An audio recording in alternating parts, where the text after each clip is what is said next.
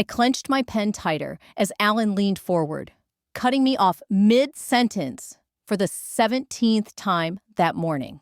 What Janet means, he said with that smug tone he'd perfected, is that our retention metrics aren't quite where they should be. But let's circle back to that later. Murmurs of agreement drifted around the table. Not one person acknowledged what had just happened again. I had spent the past 3 weeks building those projections 2 a.m. Spreadsheet sessions, skipping dinners, triple-checking every variable. And yet, dismissed, silenced, ignored. Under my notes, I added another tally mark. 17 interruptions in 90 minutes. My male colleagues, 0. That afternoon, our CEO casually mentioned that our $80 million investor Raymond Price would be joining next week's strategy call. That's when I made my decision. That night, I reviewed state laws. Texas, single-party consent, legal to record. The next morning, I came in early, placed my phone face down on the conference table, and opened the voice memo app. I didn't plan on using the recording. I just needed evidence, something real. Because the pattern wasn't in my head. It was in the audio. But what happened on that call changed more than my role. It changed the entire company. Let me back up. My name is Janet Fields. I'm 61 years old, a senior financial architect with 3 decades in corporate restructuring. I don't shout to be heard, I deliver results. 8 months ago, I joined a supply chain software company in Dallas. They were hemorrhaging cash, but had a product with real promise. I was brought in to rebuild their financial model, streamline operations, and ready them for Series B. The first few weeks, productive, respectful. People listened.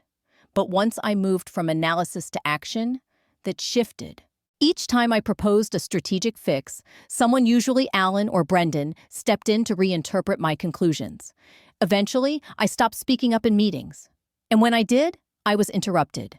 Constantly. That meeting, the one I recorded, was supposed to be our investor, pitch dry run. By slide 3, Alan had already interrupted twice. Then Brendan jumped in. Then Marcy. And then Raymond spoke. Ms. Fields has been interrupted 3 times in less than 10 minutes, he said. I suggest we let her finish. The room froze. That moment. It didn't just change my position, it validated everything I'd been documenting. By the end of the week, I was promoted to Executive Strategy Director, reporting directly to Raymond. That recording, I never had to send it, but I kept it. Because sometimes silence isn't empty. It's full of proof waiting to be played. The first few weeks felt hopeful. During onboarding, people listened. They nodded thoughtfully as I flagged redundancies and outlined cost-saving opportunities. I was optimistic maybe this would be the team that respected experience over ego. But the moment I shifted from theory to execution, the energy changed.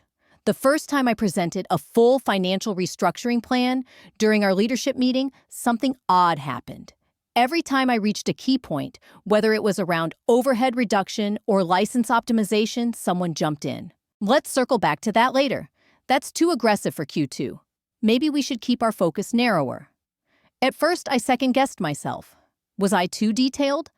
Not concise enough, I simplified my slides, rehearsed my pacing. Nothing changed. By month 3, I'd started tracking the interruptions. Literally. I kept a notebook. Alan, the head of product, cut me off mid-sentence like clockwork. Brendan, our CTO, had a knack for talking over me right at the slide transitions. Even Marcy, who initially championed my hire, started deflecting my proposals as aspirational. Meanwhile, those same ideas trimmed down and reworded would reappear in later meetings with someone else's name on them. A budget tweak here, a revenue funnel pivot there. All pieces of the comprehensive plan I'd been pushing from the start. The company kept bleeding money, implementing only fragments of what I'd designed, and no one seemed to connect the dots. After one particularly bad meeting, I pulled Alan aside. I noticed you cut in several times during my presentation today, I said, keeping my voice steady. I'd appreciate a chance to finish my points before we open things up. Alan blinked like I'd spoken Greek. Then he smirked. Did I? I was just keeping us on track. You know how these meetings run long. Funny. Just 30 minutes earlier, he'd rambled for 15 straight about UI improvements with zero pushback. I tried other approaches, sending decks in advance, asking the CEO for dedicated time slots, even experimenting with how I framed data. Still, the interruptions continued. If anything, they intensified. The final straw came during my quarterly forecast presentation. 17 interruptions, 17. Not one person in that room heard my full analysis. I'd stayed up until 2 a.m. for 3 nights running to prepare a model that could buy us another 6 months of runway, and it was waved away like noise. We were 3 weeks from our final pitch to secure an $80 million investment. The future of the company and the jobs of 80 people hung in the balance. That night, I didn't sleep. This wasn't just about me anymore. It was about accountability, about truth, about proof. And I was done asking for permission to be heard. It wasn't just about me anymore. It was about the company's survival and the 74 employees whose paychecks depended on leadership making the right decisions. That night, I double-checked the law. Texas was a single-party consent state. Recording the conversation, legal. I didn't intend to use it as ammunition. I just needed proof, something objective, something undeniable. I'd spent 3 months documenting interruptions, watching my ideas get hijacked, my contributions diminished. A voice memo would finally connect the dots. The following morning, the conference room buzzed with anticipation. This was it. The investor call that could secure or sink an $80 million Series B. People were fidgeting, flipping through printouts, rehearsing half-polished sound bites. Our CEO, Victor Lang, adjusted his tie at least 5 times in 5 minutes. Brendan, the CTO, looked pale. When Raymond Price's face appeared on the screen, the room stiffened. At 62, Raymond had backed some of the fastest-scaling logistics platforms in the country. Known for cutting through fluff and gutting inefficiencies, he didn't tolerate excuses. "Let's get started," he said crisply, wasting no time on small talk. "I've reviewed your materials. Now, I want to hear where things stand today." Victor began with a standard overview, safe, sanitized, surface level. Then Brendan chimed in with an update on infrastructure expansion. Both spoke uninterrupted. Then Victor turned toward me. "Janet will walk us through the financial roadmap." I steadied my breathing, aware that my phone discreetly angled beneath my laptop was recording. "Thank you," I began. "I've put together a forward-looking analysis based on the streamlined strategy we've been developing over the past quarter. Slide 1. Clean. Slide 2. No issues. Slide 3. Interruption." Alan leaned forward. "I just want to point out, Janet, these projections feel a little rosy considering Q1's burn rate. We might want to dial this back." I nodded politely and continued. 2 minutes later, Marcy jumped in. "Before we dive deeper into revenue forecasting, can we look again at operational overhead? I think that context matters." I acknowledged her and pressed forward. By slide 5, Brendan was chiming in too. "Janet, I think user acquisition trends should frame this first. Otherwise, the numbers feel disjointed." That's when Raymond cleared his throat. "If this story moved you even a little, go ahead and subscribe, because the next chapter might just be the moment you've been waiting for." "I'm seeing a pattern," he said, his tone suddenly cold. The room froze.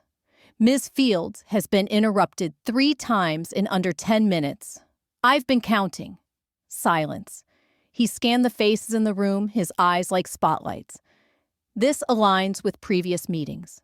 It's exactly why we're reevaluating our investment." I felt the shift palpable, sudden, undeniable. Raymond wasn't just here to listen. He was here to watch, and he saw everything. No one said a word. The room sat frozen.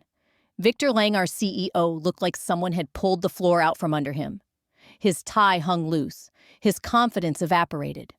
Raymond Price didn't raise his voice, but every word cut deep.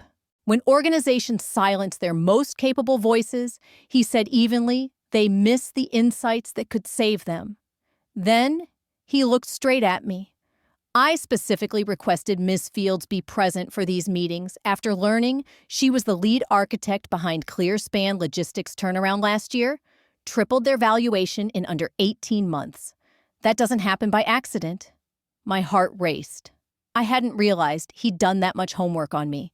And yet Raymond continued. In the last 2 calls, she barely spoke. That's not a coincidence. That's a culture problem. He turned back to Victor. Here's what I want. I'd like to hear Ms. Fields' full strategic model, with no interruptions. Victor swallowed hard. Yes, of course. Please continue, Janet.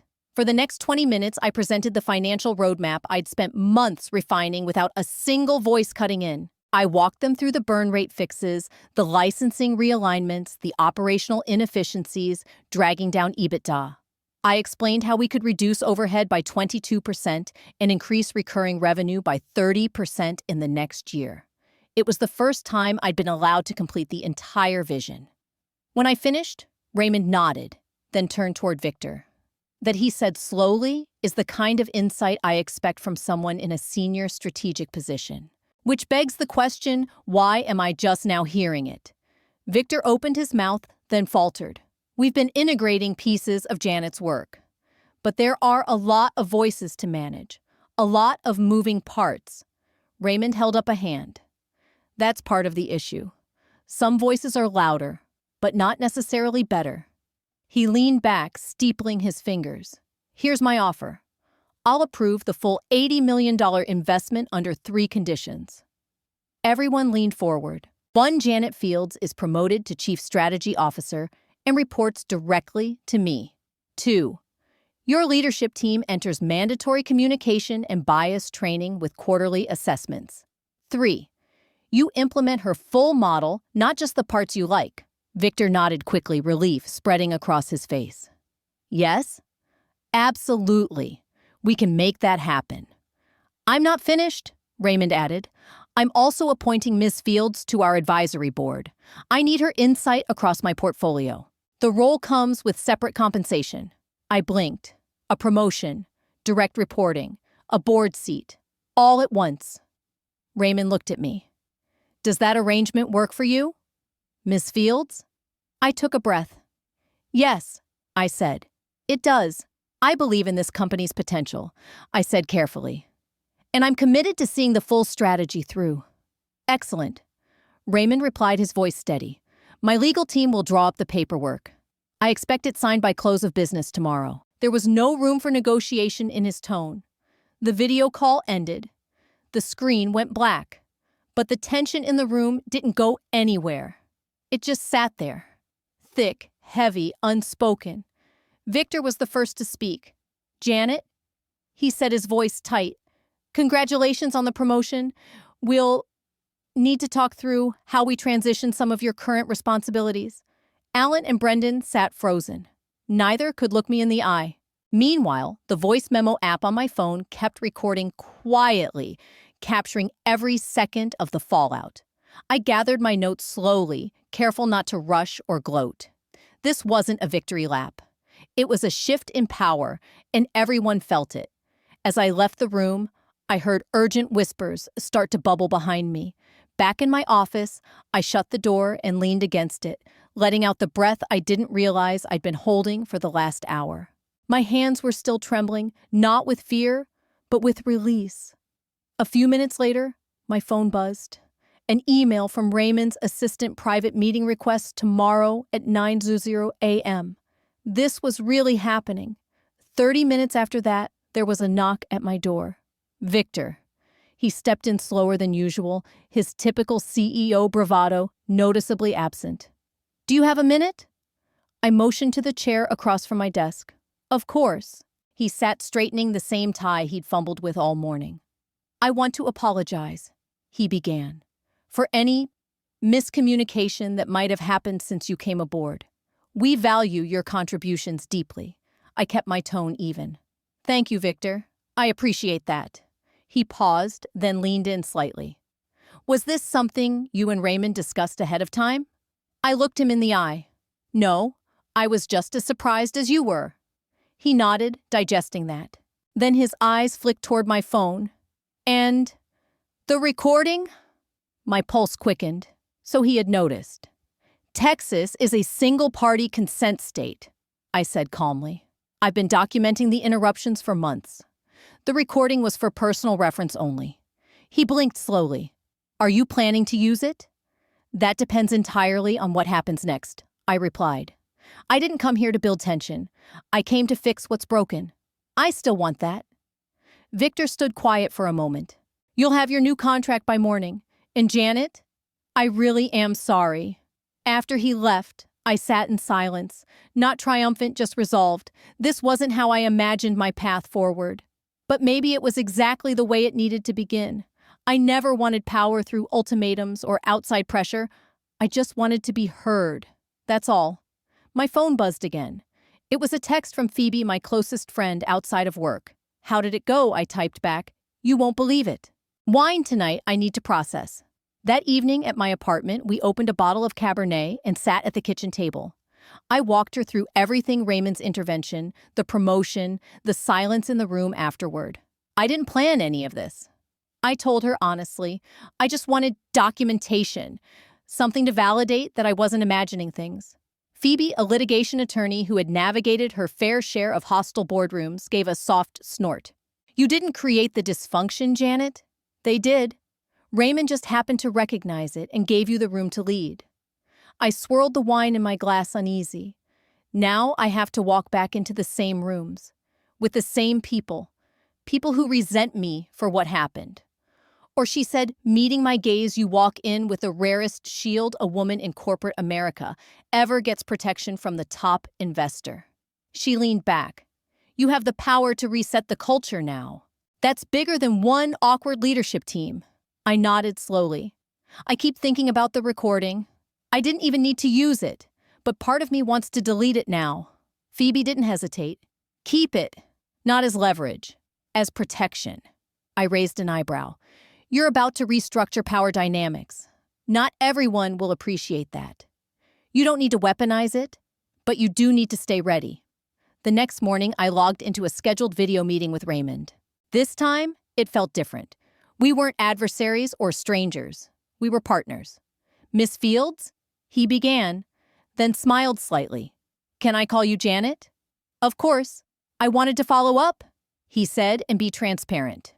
Yesterday's meeting wasn't just about the interruptions. I listened closely.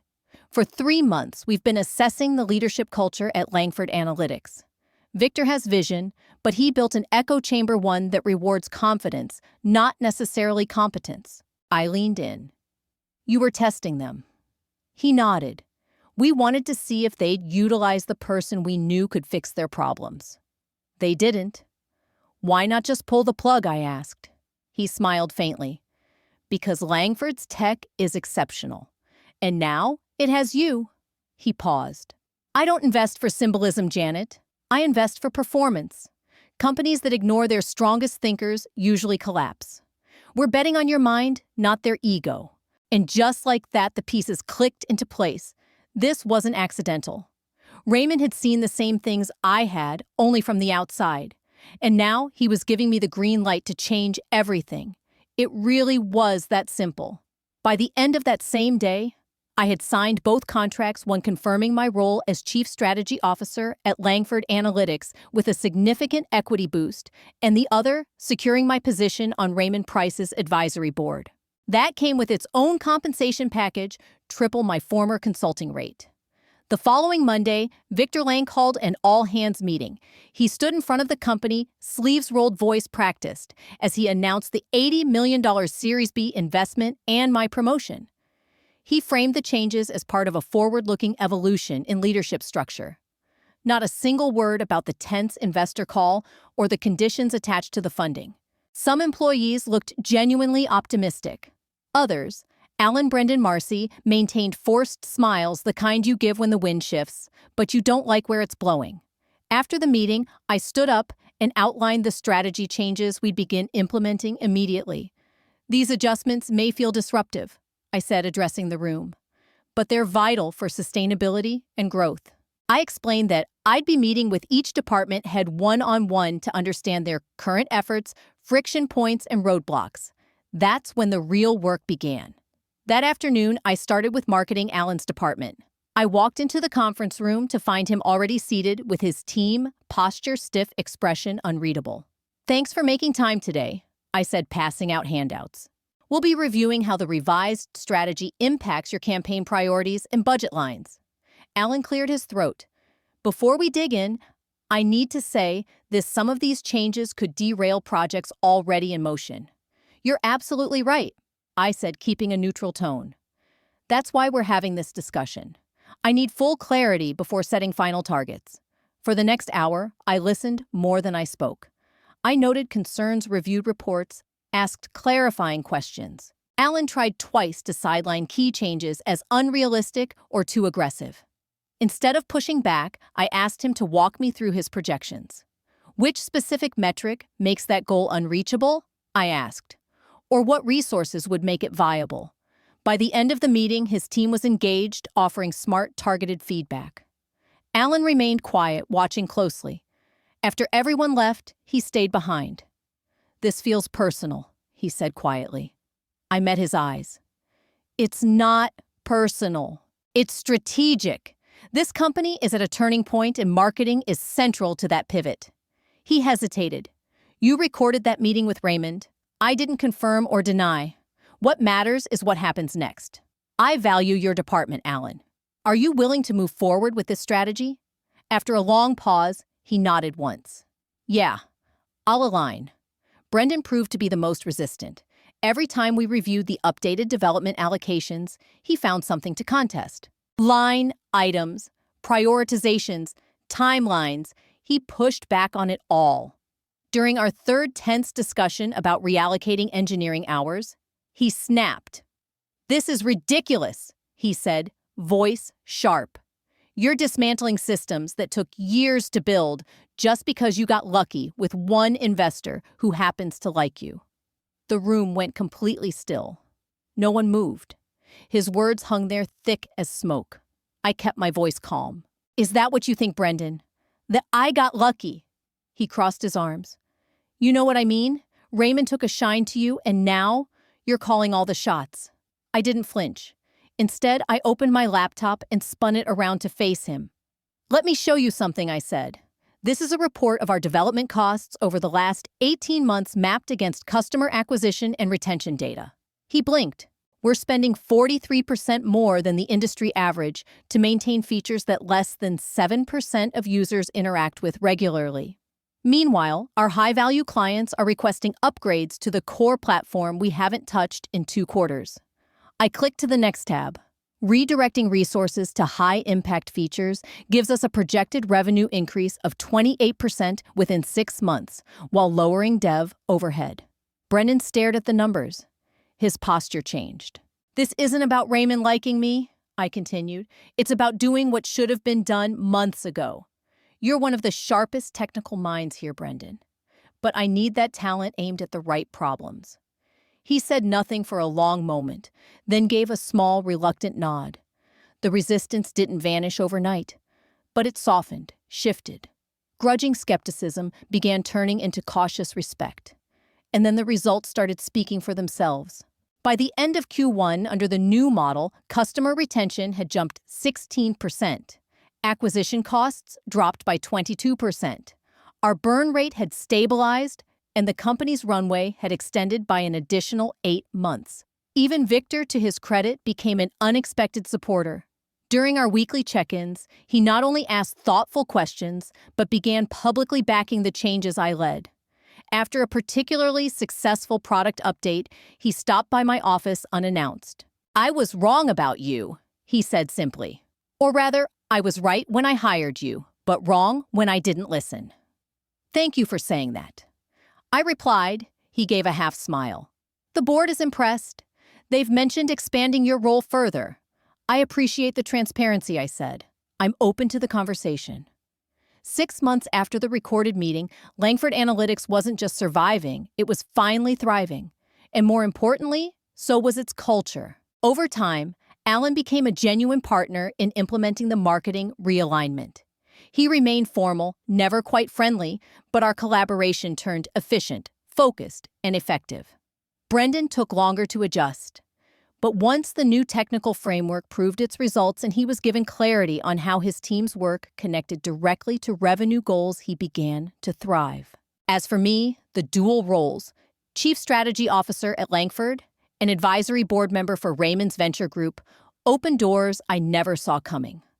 Other companies within Raymond's portfolio began reaching out for consults. Two asked for audits of their financial architecture. One invited me to join their strategic planning summit. Suddenly, I wasn't just solving problems, I was being seen as a blueprint. Industry publications requested interviews about Langford's turnaround. One of them called our shift the most disciplined recovery in the Texas SaaS sector that year.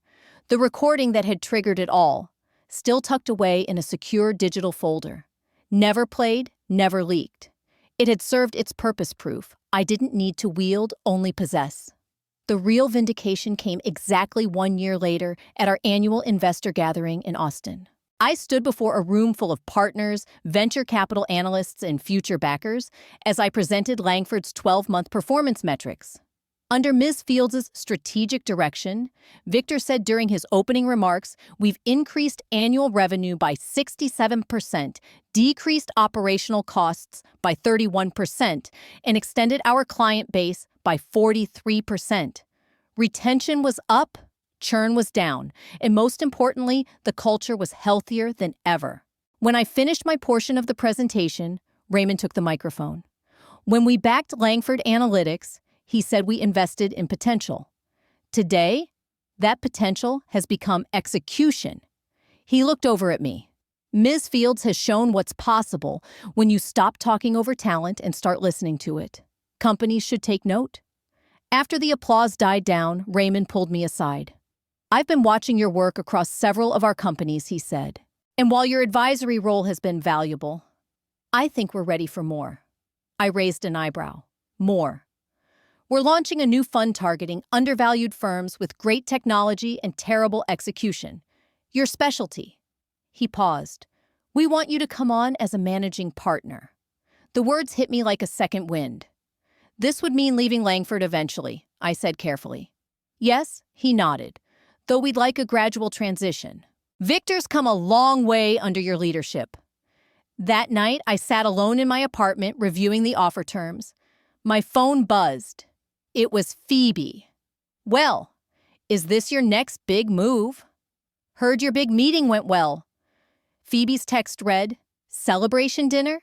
That night at our favorite bistro off Oak Lawn, we split a bottle of Cabernet while I walked her through Raymond's offer. So you'd be a partner in his new fund, she asked. Junior partner. At first I nodded, but with a clear path to equal standing based on performance. She raised her glass. To the woman who turned 17 interruptions into a managing partner seat at a venture firm. I always knew you were sharp, but even I didn't see this coming. I clinked mine against hers. Neither did I. I didn't plan any of this. I just wanted to be heard. Well, she smiled now everyone's listening. The following week, I officially accepted the offer with a 12-month transition plan out of Langford. When I told the leadership team, their reaction said more than their words. Victor looked genuinely disappointed, though supportive. Alan nodded respectfully, admitting he'd learned more about focus and precision under my strategy than in any previous role. Brendan offered congratulations and said the infrastructure shifts had set them up for long-term success. In my final week, Victor held a celebration for our record-breaking year. During his speech, he said something that stuck with me. Sometimes the greatest thing a leader can do is stop talking and start listening. Janet taught us that, and Langford's better for it. Later that evening, I returned to the empty conference room where that pivotal recording had taken place. I pulled out my phone, found the voice memo still saved. My finger hovered over it. Then I hit delete. The proof was no longer needed. The impact spoke louder. When I stepped into my new role at the fund, I brought with me the most valuable lesson from Langford. Real leadership is about creating space for every voice to be heard. In the 2 years since our fund has invested in 27 companies, most led by diverse executive teams, our returns consistently outperformed industry benchmarks. Turns out listening isn't just ethical, it's good business. I still keep that old notebook, the one where I tallied each of those 17 interruptions. It sits on my desk as a reminder of where this all began. When I evaluate founders now, I watch who gets interrupted, who gets credit, who gets heard. The recording's gone, but its lesson endures in every room I enter. If you've ever been talked over, overlooked, or dismissed, remember this. Your voice matters. Let strategy, clarity, and calm be your answer. And when the moment comes, be ready. Because sometimes being heard changes everything. If you've ever sat in a meeting heart racing, knowing you had the answer only to be cut off, dismissed, or ignored, then you already understand why this story matters. I didn't want revenge. I wanted respect. So tell me, in the comments, have you faced this too? What did you do or wish you had done? I'd love to hear your story. And here's my advice. Don't wait for permission to be heard. Document, prepare, and stay steady. When your moment comes, and it will, you'll be ready. If this resonated with you, please like the video and subscribe for more stories like mine.